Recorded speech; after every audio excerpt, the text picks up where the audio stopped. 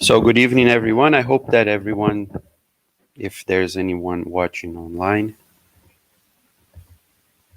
Okay, good. So good evening, everyone. I hope that. So now I know that everything is working. Mariana has just checked YouTube, so the sound is fine. Welcome back. This is our second Monday of the month. So usually that's how we do it. We do our public meetings in English. And tonight I'm going to be the one responsible for talking a little bit about item number 9 of the Gospel according to Spiritism of chapter 9. Chapter 9, item 9. And we're going to talk a little bit about anger. But before that, we're going to invite Mariana in a few minutes to read a message from the book Our Daily Bread, message 131, if I'm not mistaken.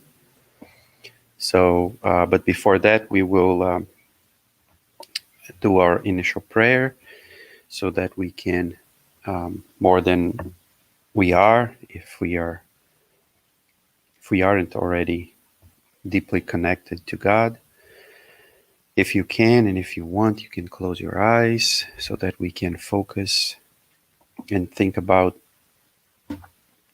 connecting ourselves even deeper with the good spirits, with our Creator, the one that gave and give us life every day.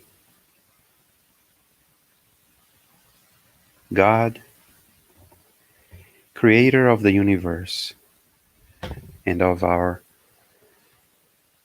tiny hearts, we are deeply grateful for being here tonight once again, gathering with like-minded friends so that we can, while listening, thinking, and feeling the teachings that you sent to us through all the good philosophers, the good religious people, that we can together, having these teachings come within our minds, within our hearts, for us to learn how to improve ourselves and how to help you make this world become an even better place to live. Thank you for all the blessings that you've been giving us throughout our lives. Thanks for the sustenance, for the air, for the friends, for the small and the big things, for the bad ones and also for the good ones. And may we all, together and always, think of you and thank you for everything. So be it. So like I said before, let's invite Mariana. She's going to read a message and make a comment for us, and I'll be back in a few minutes.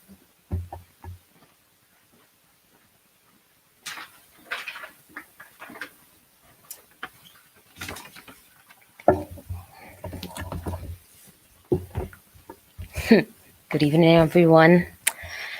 Hope we are all doing well now that we are fully back as normal. Today, I'm going to read from Our Daily Bread by Chico Xavier from Emmanuel. This is chapter 131, The World and the Faith. Let this Christ, this King of Israel, come now from the cross, that we may see and believe. That is in Mark 15:32.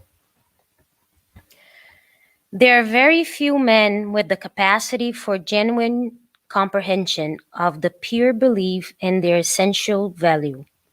Therefore, we encounter those that slandered the Christ in order to confirm him. The miracle mentality always swam on the surface of the senses without reaching the zone of the eternal spirit. And if it does not reach the undignified end to which it is aimed, it will result in morticious challenges. In the case of the Master, these observations do not stem solely from the populace.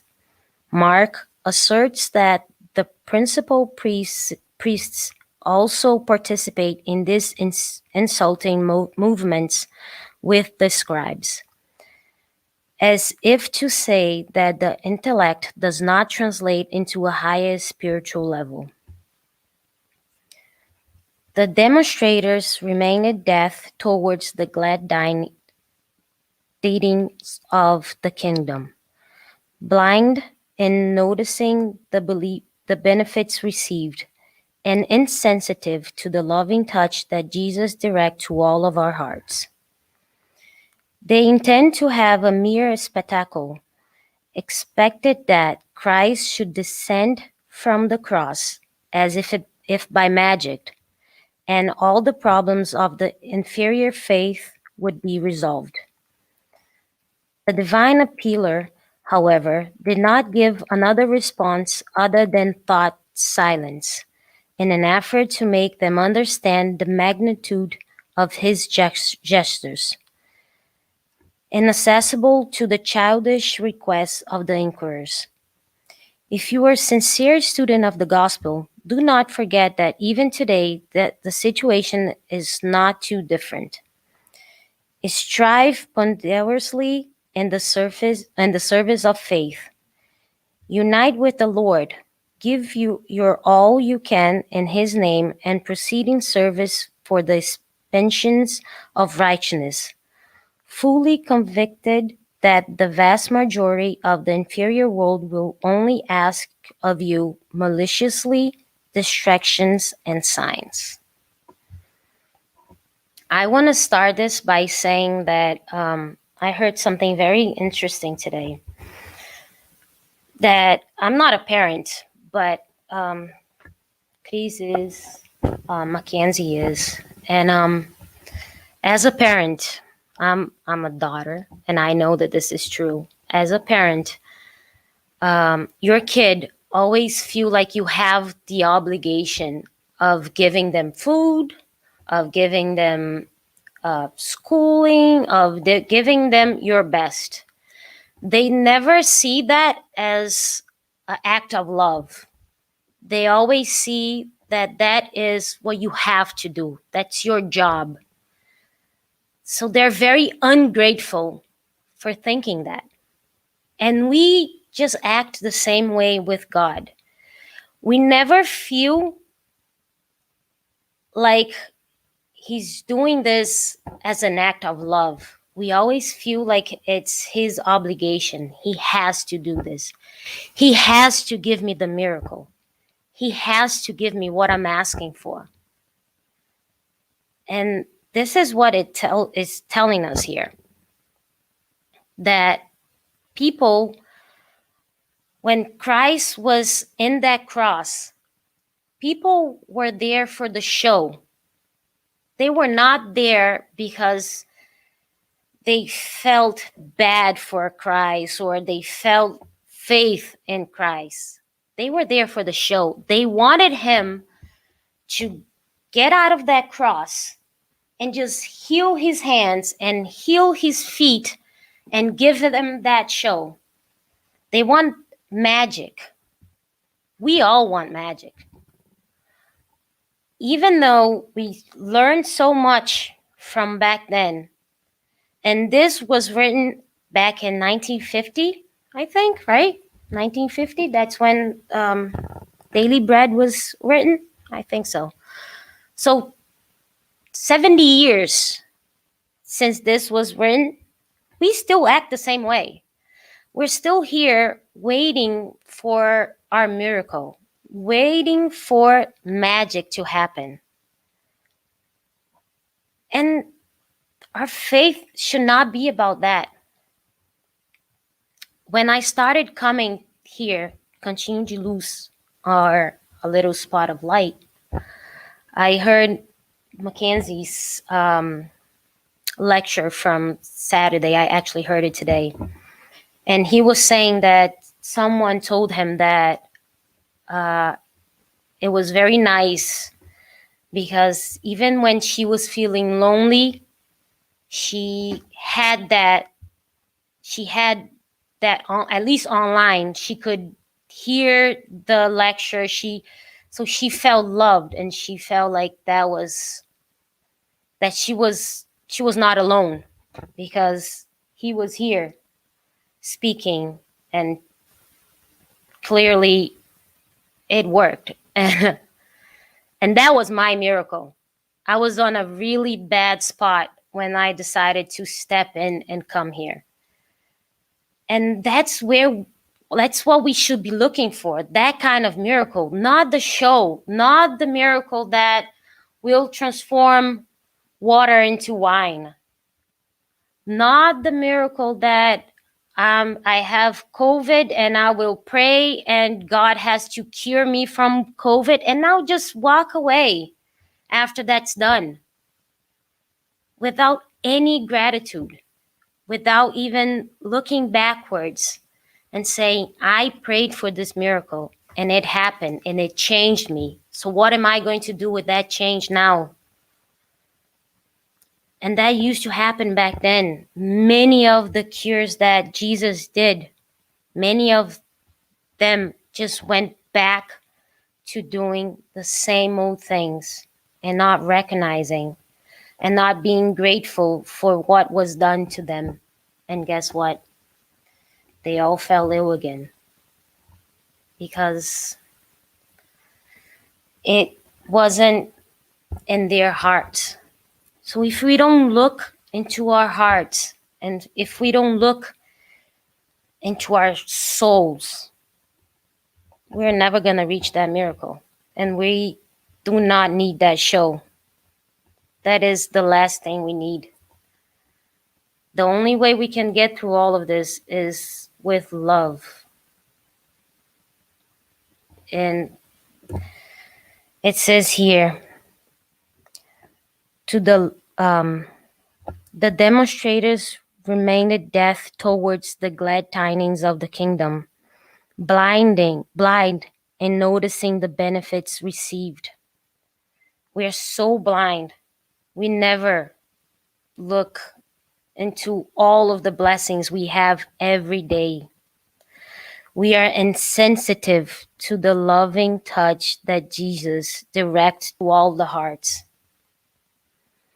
How many times have we received a miracle and did not recognize that? How many times did our parents comfort us, loved us, helped us, picked us up from the ground, and we did not recognize that? We just looked at that as if that was their jobs, and it's not. It's not. We have to be more grateful, more thankful, and recognize these miracles in every step of the way, in every breath we take. Breathing is a miracle. We don't need the show. it.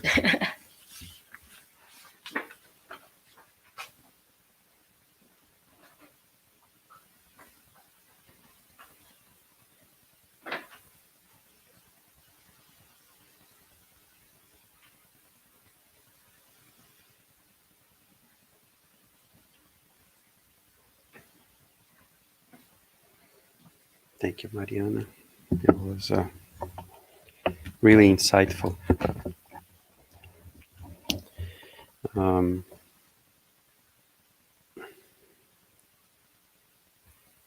as I said in the beginning, we were going to talk about chapter number 9, and I said it was 9:9. It's 9:9 and 10. So it's chapter 9, items 9 and 10.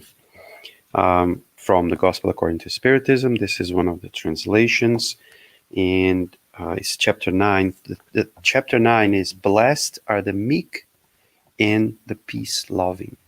So the person, the people, or us who are trying to create calmness and transmit, peace, and trying to be peaceful, as well as trying to create peace outside of ourselves. So we've been studying this chapter, and what we do every Monday, every second Monday, is we go through the items of each chapter, and we are on chapter 9. We still have more than half of the Gospel according to Spiritism to go. So it's not a race to the end. It's more like a marathon or an ultra marathon, so that we need to take our pace and go slowly, enjoying the view and enjoying every step of the way. And tonight we're going to talk a little bit about anger, which is the title of these two items. And there are two messages. One is by a protector spirit that was dictated in Bordeaux in 1863, and the other one was written by Hahnemann in Paris also in 1863. So Kardec took these messages from mediums in different places, different cities, as he was traveling around. This book was first published in 1864. So between 1857, when the first book was published, and then this book, it's about 7 years, and then he was traveling around Europe and having these meetings with mediums, and some of these mediums would receive these messages. Some of these messages were printed in the Spiritist magazine at the time, and then he chose a few of these that would fit whatever the organization that he wanted in the book to fit in the book, and then he printed here. So there are messages from lots of different spirits, and in this case, this part of the book is called the Spirit's Teachings. So it's usually how Kardec divides the book. He starts with a passage from the Bible usually. So most of the time, and mostly from the New Testament, but there are a few places where he grabs stuff from the Old Testament as well. But he grabs a message from that Jesus wrote, and then Matthew took note, or Luke, or Mark, or John, and then he explains how Spiritism sees that passage, and after that he grabs a few messages from these spirits on mediumistic mediums, and then puts here so that we can have a spiritual perspective on this, from spirits that were discarnated, and then now, so that's why we see people that have famous names, people that have no names, like this one is a protector spirit. Who is? We don't know. There's one that's Jose or Jose. Who is Jose? We don't know. There's one that's a friendly spirit. But then there's Plato, which is a philosopher. Then there's Hahnemann, who was a doctor when incarnated, and he created how do I say it? Homeopathy. So he is one that created homeopathy, and still today there are lots of doctors that prescribe homeopathy. So there are lots of different types of spirits here, but the most important thing is that the name is not what matters. Kardec didn't refrain from putting the name, but as we study, it's not the name that matters. It's actually what's inside the message that matters. If he deemed that message to be in accordance with the teachings of Jesus, he would put it here. And then that's how he proceeded with these messages. And tonight, as we said, we're going to talk a little bit about anger, and not about not from the necessarily from the physical perspective, but from a psychological or spiritual or moral perspective, as these two messages talk about. So it is very interesting, and although um, we know this, I guess that we know this, that people that are peaceful, they are able to achieve more things in life. So we know this. I mean, we look around and we see that, and when I say achieve, I don't even necessarily say that angry people are not going to be rich or not. So I'm not talking about material success necessarily.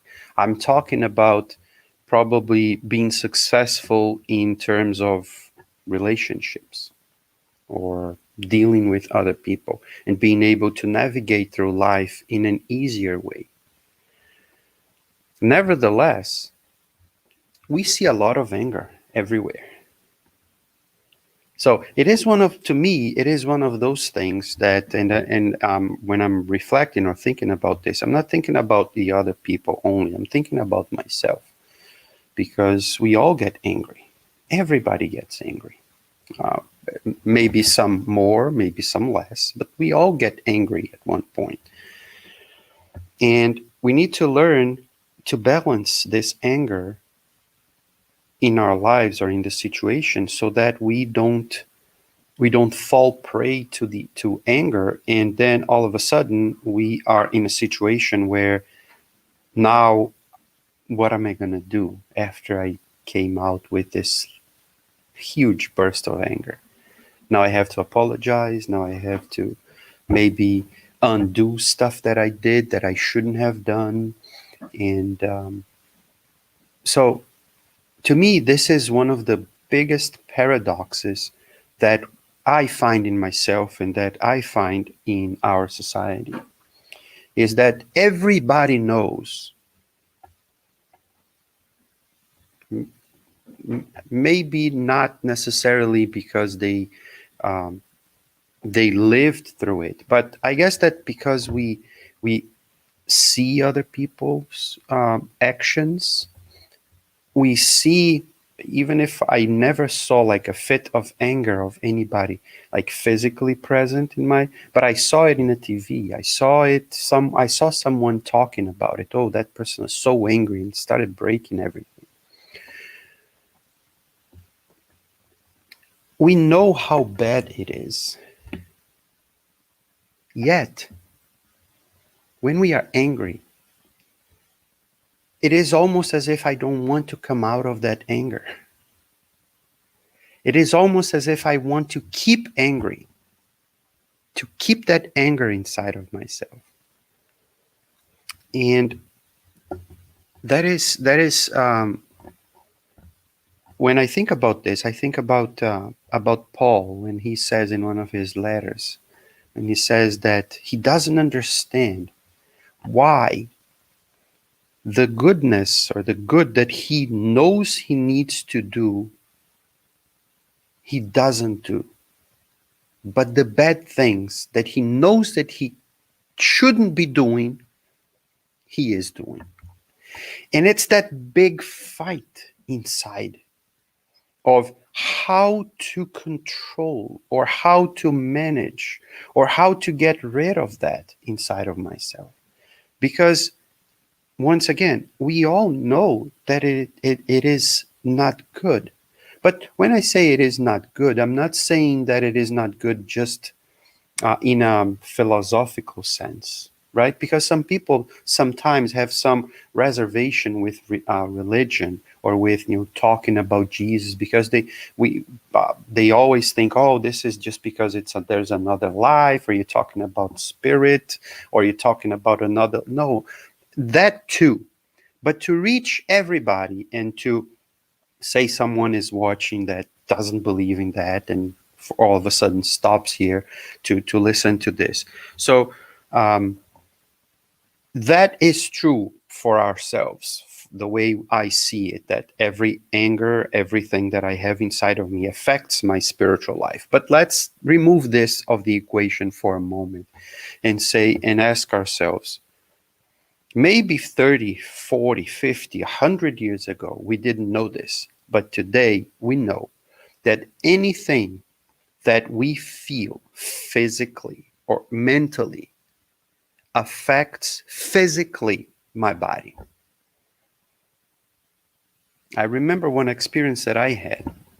I was driving back home. I was, I don't know, maybe 18, 19, 20. That was a while ago. My hair was all black at the time. So let me put it this way.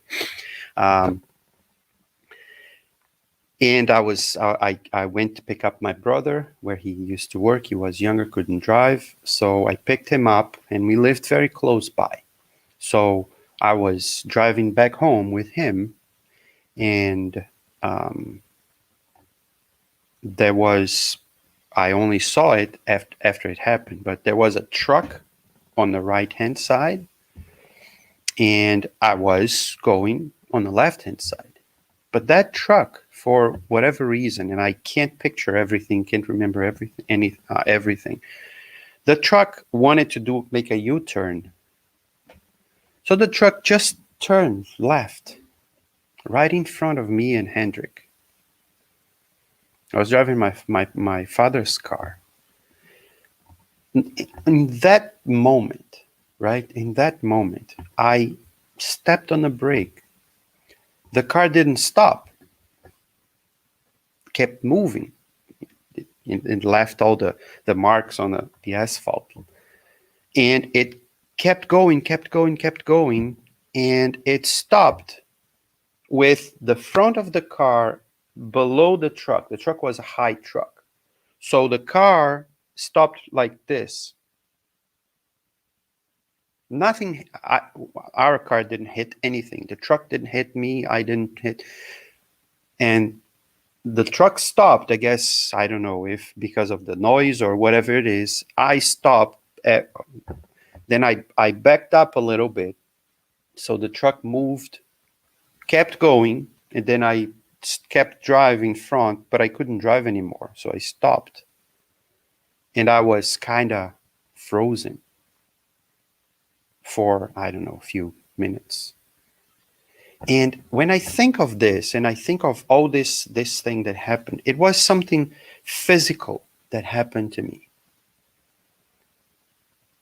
But after everything happened, this experience, it's only in my mind, right? It's only in my mind, in my brother's mind, and probably the truck driver's mind. But to the truck driver, it doesn't really matter, because, I mean, if something happened, it would happen to me, not to him. But every time I think about this, my body changes. These types of experiences, to me, show how much my mind has power over my body. The same way is it's the other way around, to my understanding, at least to a certain degree. Something that happens to my body can affect my mind, and the other way around. So I have to see, and I have to understand that the emotions that I have inside of myself, they affect me and what I am or what I have. It affects my body, and it affects me as a spirit. It affects the spirit. I try to avoid saying my spirit, because it's not my spirit, it's me. right? So I don't have a spirit. I am a spirit, which is a little like semantic difference, but there is a difference to me.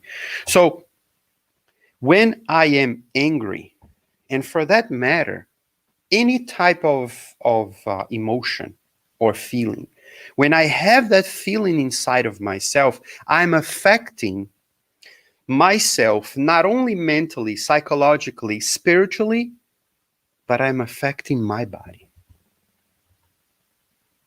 I'm changing my body. It is as if I'm telling my brain to liberate certain types of um, what's the word that I'm looking for?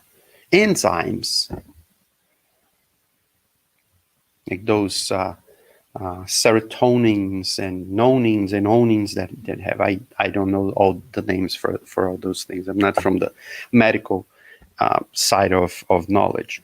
So everything that happens to me that I think affects my body.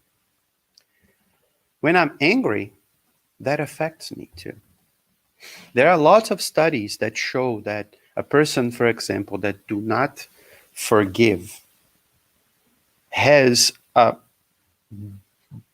bigger chance to have cancer than a person that forgives. If you hold a grudge against something or against someone, that grudge, that psychological pull that you're fighting against someone, it it is as if it's liberating something in your body that is out of control and out of sync. And because it's out of sync, it helps, if we can use the word help, it helps the body to lose control, and then helps the cells lose control. And then all of a sudden, you are, or I am, or whoever it is more prone to being sick, more prone to having a cancer or having a certain type of disease. And may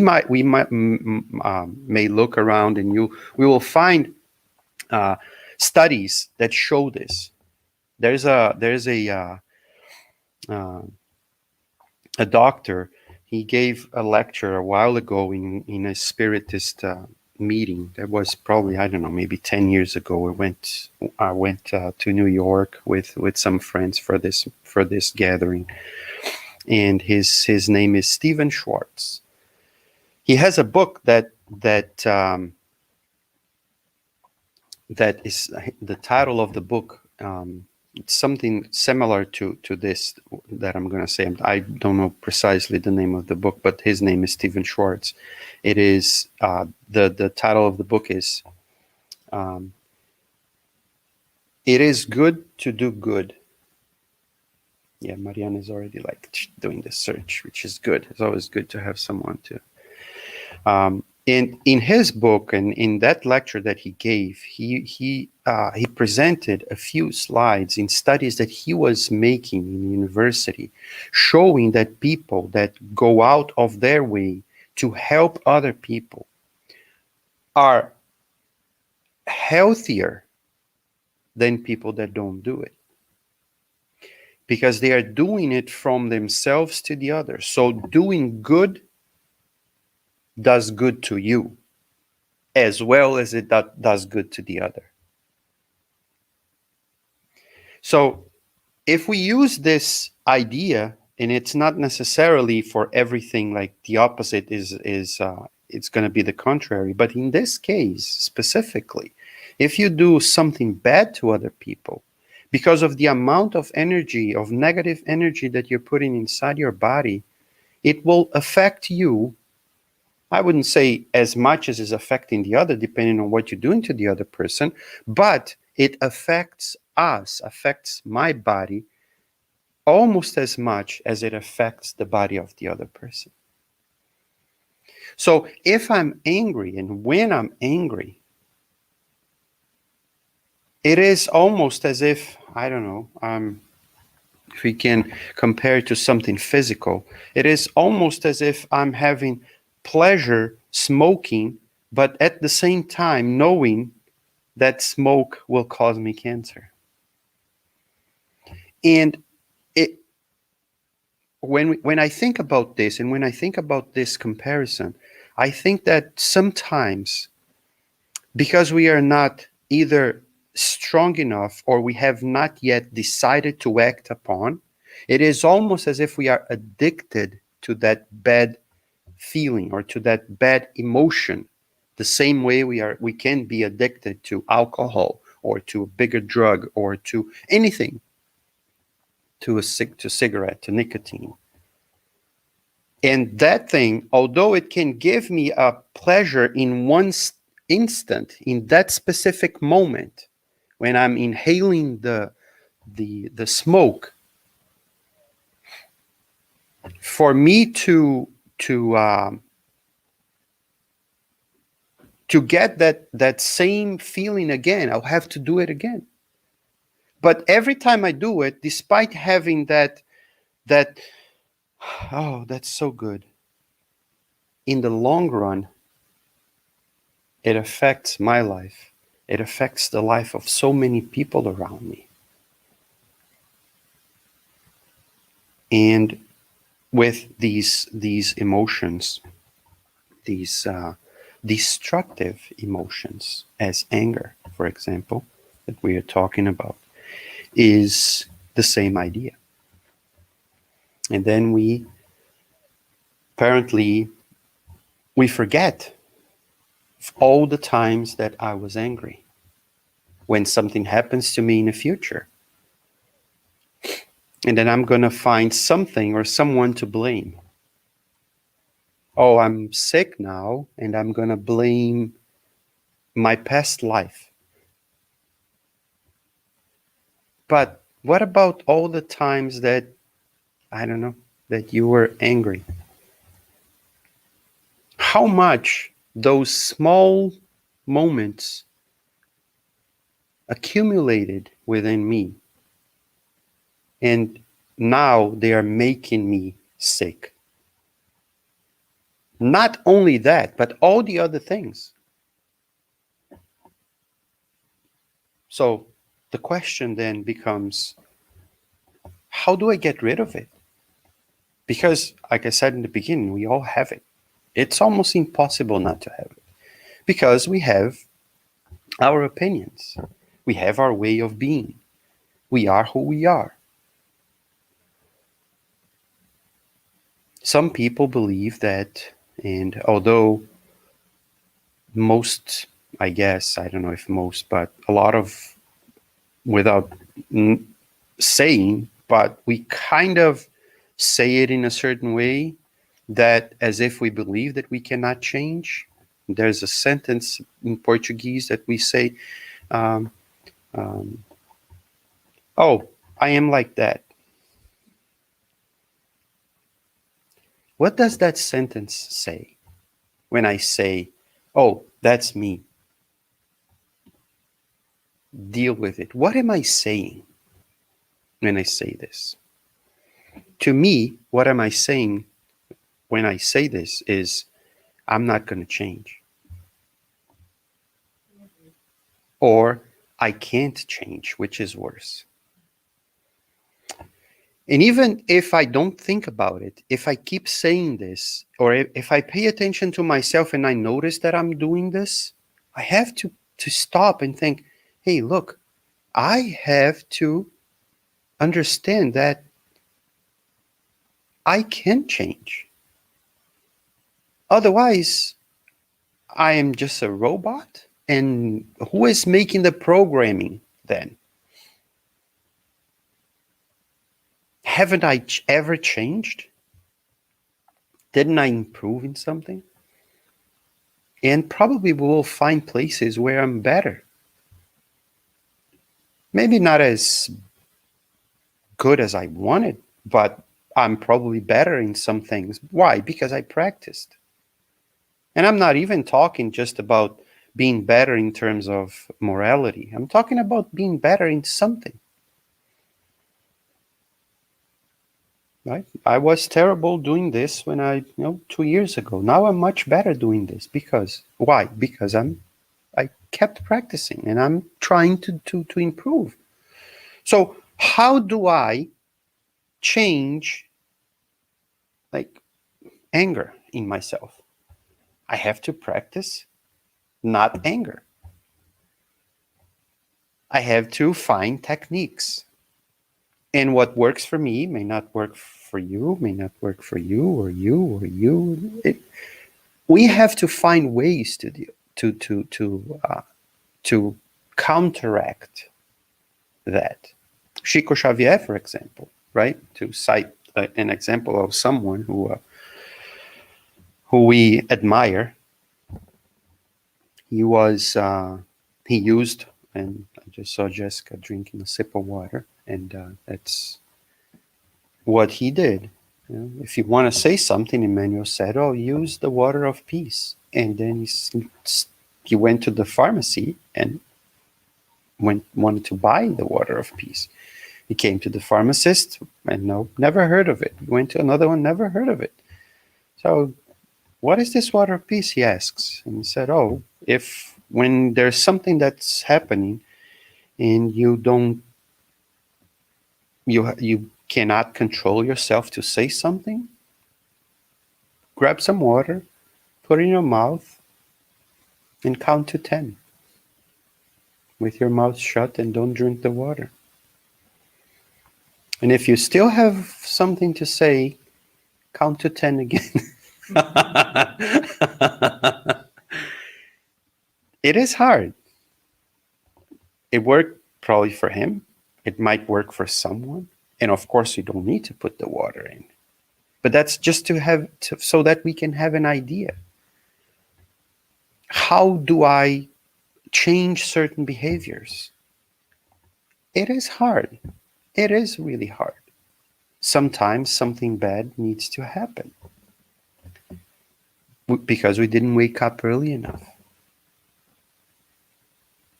Fortunate are those who notice something and then act before it happens. And we all had struggles with one thing or another in our lives, be it physically speaking, be it emotionally speaking, be it spiritually speaking, be it whatever. But how did we accomplish learning or moving forward or moving on after a big heartbreak, for example, or after, a separation? We all us here, we came from Brazil and we are here. So there was a moment of separation. Now we don't think about that much, but at those first days, it was not, I would say, easy, or easy as, easier for some, harder for others. But there's a moment of separation, and every separation leaves marks on us. How did we deal with it? And how did we survive? It's something simple, but to some people, separations are tough. To other people are even tougher. Unfortunately, there are types of separations that makes people like want to kill themselves. But to others, they're just like nothing. So every type of feeling or emotion that we have to learn to understand what's going on and to prepare ourselves to fight over it, but not to fight against it, so that we don't give power to it, but that we know how to deal with it. I watched this cute movie this weekend, Luca from Disney Pixar, and cried my eyes out. such a such a uh, oh my God, such a wonderful movie. And there was this scene in the movie that I always like to talk about bicycles, because I find the bike example something that's, to me, it has this allure. It brings me to to how can a bike, something that was made to fall, it is made to fall. You put it, it will fall. How did we decide that we want to ride that?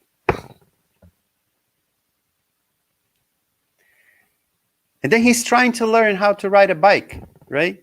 And then the girl looks at him and he says, don't look to the ground. Look straight ahead. And you will see that will be easier. I never thought of that. Maybe that's how I learned, but I never, intentionally thought of that. Because when you look down, you're focused on the ground, and it is almost as if the ground is calling you so that you hit it. So it's like with the problems. We cannot look at the problem like, we have to look up and say, okay, the problem is there, but I have to look up because I need to keep moving. If I fall, I fall. I will raise and do it again. How many times have we fallen from a bike? I fell so many times. Even after years of learning, of already, but less and less with time. Why? Because we learn how to deal with the problem of being stable. And we teach our bodies to learn how to counterbalance it. And we teach maybe instinctively our feet and our hands to deal with everything that can happen. Of course, there are situations where there's out of our control, but exactly because they are out of our control, we don't have to worry about them. Because if it happens, it happens. Then we will deal with the situation when it happens. But while I'm riding the bike, I have to learn to enjoy the ride, which is not the case when I'm learning right at the beginning, because I cannot enjoy it. My senses are worried about lots of things. But that's how everything is. We were not born knowing how to write our names. We had to learn our own names. Have you ever thought about that? We had to learn our names. Our mother and our father would be calling, and all of a sudden, I don't know how it happens or when it happened, but there was a moment in our lives where we knew that when they said Mariana, you would know that they were calling you. It's not just a sound. It's a sound that makes sense, and that sound that makes sense is me. The same way with green, red, blue. What is green? It's nothing. It's just blubber coming out of the mouth of someone.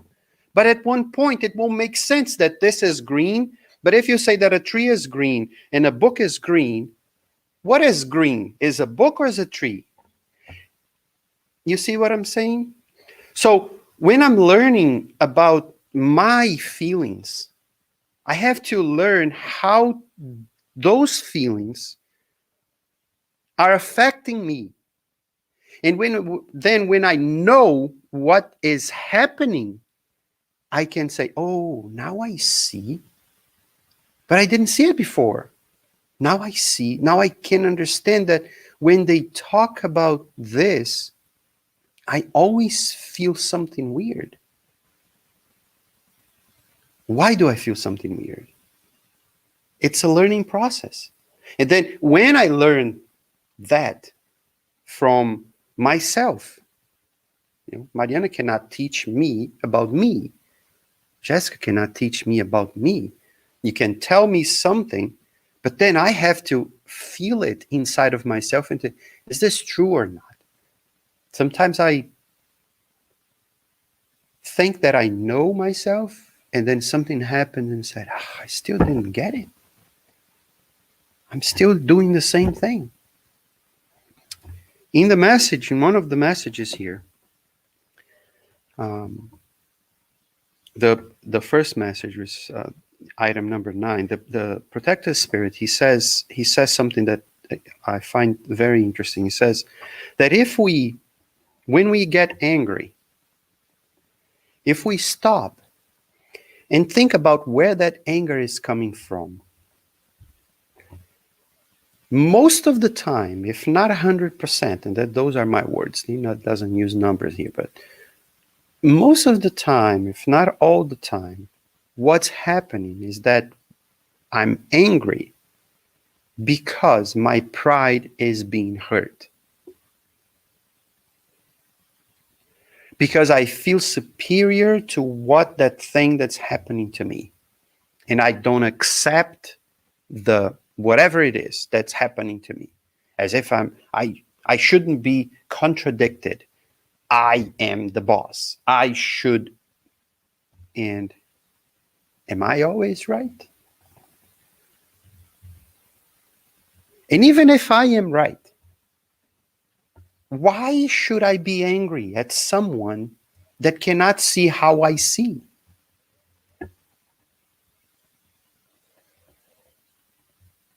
But it is hard because our pride either wants to be on top or wants to change the other to see the way I see.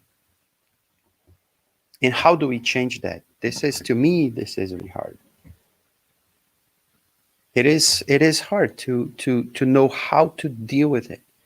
But one of the things when I think about the water of peace that I just mentioned is to quiet down the mind. And if it takes us, which is really hard, to not say something that helps to swallow and try to digest what's coming, what's coming into me, and trying to see, I have to let it go. As when, and Mariana cited here, like the kids and parents, when we think that, we know more than our parents, for example, or that, you're so old, and then with God is the same thing. When we ask God, why do I suffer? Why am I suffering? Why this is happening to me? As if we know more than. It's always that part of ourselves that don't want to accept. We want everything to be the way I want them to be.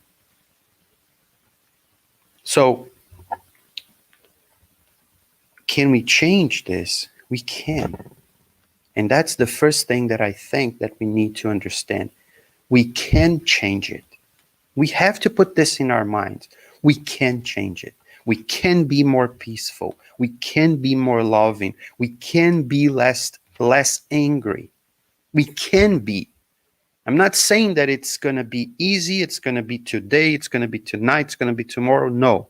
The same way it's almost impossible to get a bike and start and learn to ride the bike the first time and never fall. It's impossible. So I don't say impossible. It's almost impossible. So it is a process, and we have to understand that it is a process. For me to get rid of or to learn to control anger is a process. We have to manage it first. We have to, learn how to control first. Then we start probably switching. Oh, when I feel angry, what should I do? I should drink a cup of water. I should take a few steps. I should walk a little bit so that I can get something out instead of like doing something bad to another person or to something. Sometimes it's the dog that suffers because we are angry, because we put all our anger into our pets. Or it's a door that suffers. Not that the door will feel, but what has the door to do with my anger? Or it's our kid that's suffering because I'm angry at my husband or at my wife or whatever it is. We always want to lash out into something or into something else. So when we learn to breathe, but this needs to be something that we decide to do, right? I guess if I would ask any, all of you here, something that happened or something major or a major decision in our lives, right? We would agree, at least in one thing, that when I decided to do this, I had to probably think about that for every day for a long time. Because it's not just, that's why we say it, and I say it quite frequently. It's not just because I came into the Spiritist Center that everything will change in my life. It's the first step for a lot of people. But that's all it is. It's just the first step. There's a full ladder up. It's just the first. You just stepped the first one. Now we have to climb. It's the same thing. If I want to get rid of my anger, or for that matter, any type of destructive emotion that I have inside myself, I have to consciously decide I'm gonna find a way to get rid of this. Otherwise, it will just be there always because I didn't put my mind to change it. So that we can finish, I remembered right now this. There's a book that I find it. I cite it from time to time here. It's the autobiography of Benjamin Franklin. It's a very short book. It's a very tiny book. It's a wonderful read. Benjamin Franklin was a very witty person, and his writings are very interesting. But there's a passage in this book that I like it so much because it shows us how persevering or how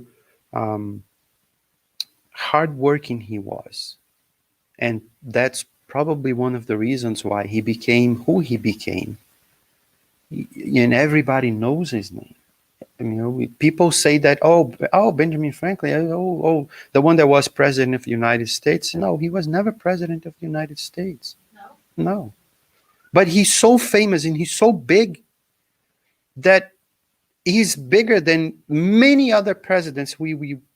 I'm not American, of course, that I don't know. And a lot of Americans don't know their names. But Benjamin Franklin, a lot of people know. Of course, he's on $100 bill, so it's kind of easy not, right? But putting that to the side. Not everybody has $100 bill, so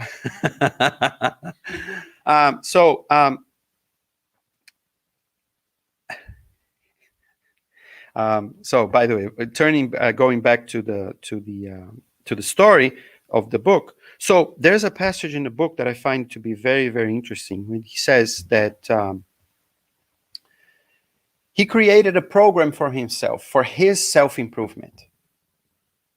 So he chose 12 virtues, and he created a list of 12 virtues that he wanted to improve. Didn't focus on removing anger. He focused on creating positive. First of all, right? So he created 12 virtues. And what he said was, okay, so I'm going to practice one of these virtues every week. So this week, I'm going to practice more this one. This week, but not refraining myself from practicing the other one. It's just that I'm going to focus on this one on 1 week. Then the next week, I'll focus on the other one. So he created this list of 12 virtues. And patience, moderation, and there's like the list. And then he says in the book that he showed this list to a friend of his. It was a Quaker pastor. Quakers are religious population people, right? So his friend, he says, this friend of mine, he is very assertive, and when he needs to say something, he says. So he looks at the list, and says, "Oh, that's a nice list," but I would add something else there because, everybody a lot of people that I know, when they talk to you, they feel that you are like, they they they feel as if you are kind of an arrogant person. So he can you imagine someone coming to you and saying, you know, you are arrogant. See where pride comes in for anger. I'm not even saying this to you, but I bet that inside of you, we are already like starting to like blush or feel something in our necks. Like, so he says that he thinks about it and he says that he is right. So he decided to add a 13th virtue. So he adds humility. So that's the last virtue that he practices. So he says, and then he says, oh, it was perfect because now it's 13. 13 plus 13 is 26. 26 plus 26 is 52. We have 52 weeks. So I'm going to practice one virtue at least 4 weeks a year. And in for every virtue, he puts a comment so that he remembers what is that virtue about. And for the last one, he says, humility. Imitate Jesus and Socrates. So that worked for him. Does it work for us? I don't know. It's up to us. But it was a plan. So if we want to get rid of this feeling or any feeling that we have, be it anger, we have to come up with a plan. If it's every day, just like I need to take medicines every day, it's every day at that moment. I need to do it. Oh, every time this thing happens, I have to calm down. I have to take a walk. I have to think about this. I have to come up with a plan. I have to, inside of myself, come up with something. Oh, I need to go to the gym, or I need to eat this, or I need to stop eating this, or I need to improve on this side, or I need to, whatever it is, I need to do something. I need to act upon it. So with this image of this calendar of Benjamin Franklin, that's how I want to finish this, by saying that it is not easy. It is day by day. It is week by week. It is year by year. But if we want to improve, first thing that we need to tell ourselves, we can improve. And we need to repeat that to myself. I need to repeat that to myself. I can be better at this. I can be better than this. It's not comparing to another person. It's comparing to myself. I have to compare it to myself. Because when I compare to another person, I lose focus on what's really important. Because the other person has their own problems. They have their own issues that I don't know how they deal with it. I don't know how they are able to do it. The same way that they don't know how I'm able to do it or cope with it. So I have to learn that I can do it. I am a person that can change. Then when I realize that, and I really think that is true, because it is true, because I've seen other people change. I've seen other people get better. I've seen other people that were, I don't know, thieves and are not thieves anymore, that did this to other people, but now I've seen it happen over and over. It can happen to me. Then after I realize that and I put that into my mind, or together with it, I start developing small plans, step by step, baby steps. But it needs to be done step by step. And it doesn't need to be just for anger. It can be for anything that we put our minds to. Anything. So that I give you another name so that you can look um, look for it later.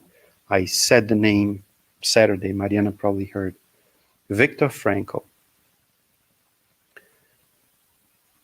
Men's Search for Meaning. That's the book. He was a doctor in Vienna, a Jew that was imprisoned by um, the German officers.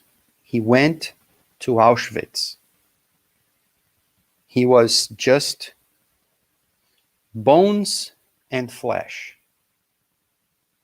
There was no more muscles. He was one of those thousands that we saw in pictures that they basically have no face, no hair, as thin as a toothpick. He went to 4 different concentration camps,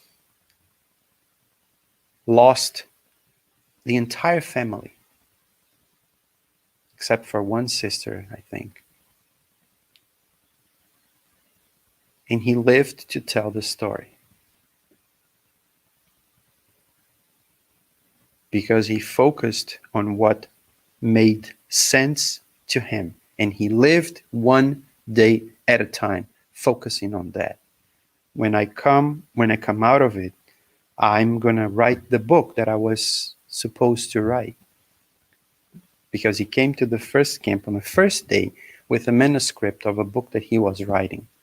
And they destroyed the manuscript. So he lost everything, including the manuscript. But it was all here.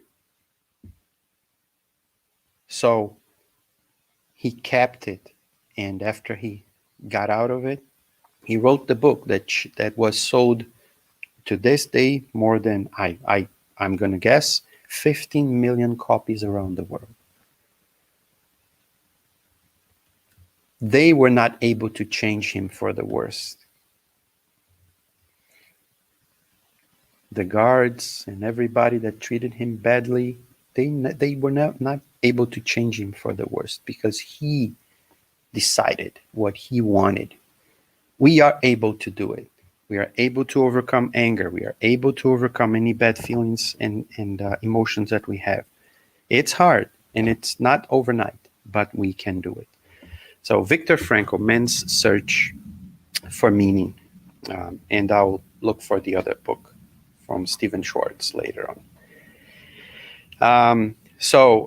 With this, I just want to do a final prayer, but remind everyone of the gospel at home or God at home, to gather together at home once a week at the same time, same place. Put some water there so that we get it magnetized, but also to invite the good spirits there to help us and help actually our community around, our neighbors, our people around, so that we are like a little, as Mariana said here as well, as a little spot of light wherever we are, spiritually speaking, and that we can invite this peace into ourselves.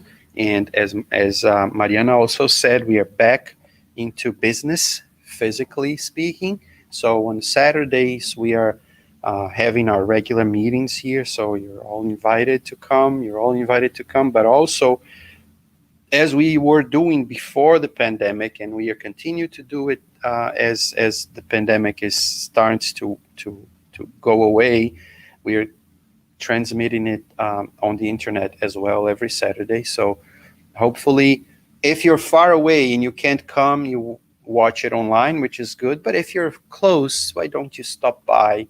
It's so good to have friends, and so you're all invited to come here. And I guess that's it. I'm not going to invite Chris because she's going to say no. So I'm not going to do this to her so that she doesn't need to come here to do a prayer.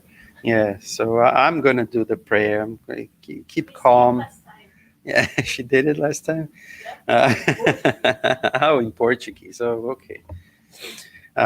So that we can go back to our homes. And I just want to say thank you to the good spirits. Say thank you to Jesus, and say thank you to God for allowing us to be here, for blessing us while we are here, and for sticking to us, even with all our wrongdoings and all the things that we still need to improve. We're so grateful that you're always with us, trying to help us, trying to push us forward towards the light that you are. May this light bless the ones who are here, physically speaking, but also the ones who are at home, and the good spirits and all the spirits that are here as well. May we all feel this love and carry this love with us, not only tonight, but for always and always. So be it. So I guess that's it. That's all for tonight, folks. Thank you for coming. Thank you, Mariana, Jessica. Thank you, Chris. And thanks everyone who is watching, be it now, be it later. God bless you all.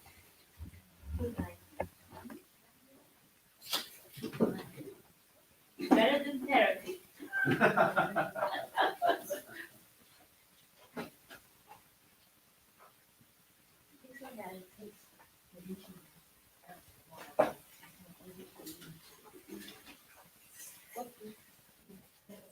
No, that's not contained.